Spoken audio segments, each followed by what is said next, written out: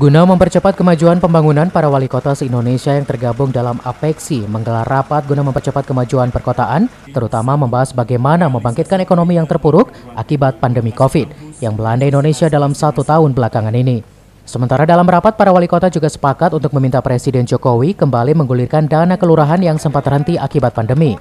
Dana kelurahan sempat dinikmati warga perkotaan selama 2 tahun dengan besaran rata-rata 1 miliar per kelurahan.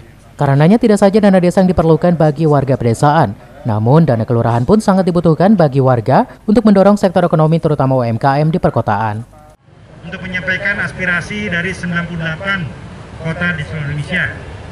Cukup banyak rekomendasinya, tadi kami sampaikan beberapa hal saja. Yang pertama, kita ingin agar pemerintah betul-betul memperhatikan, memfokuskan aspek pendataan untuk bantuan sosial. Yang kedua, kami juga sepakat untuk mendorong pemerintah pusat agar betul-betul serius untuk fokus pada economic recovery, pemulihan ekonomi. Banyak kota-kota yang punya potensi, ada potensi pada wisata, ada potensi pada perdagangan, dan pemerintah pusat harus bisa melakukan pemetaan dan membantu itu semua.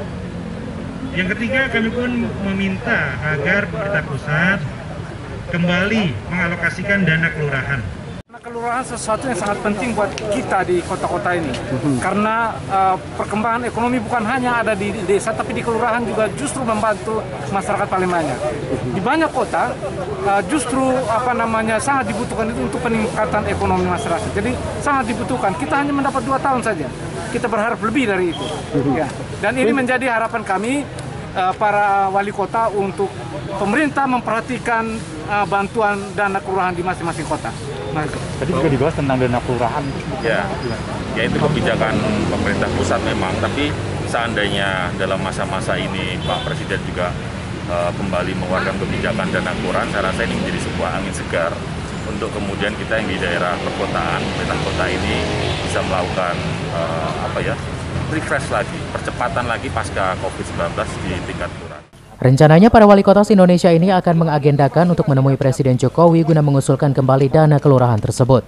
Dari Kota Bogor, Herman Pons melaporkan.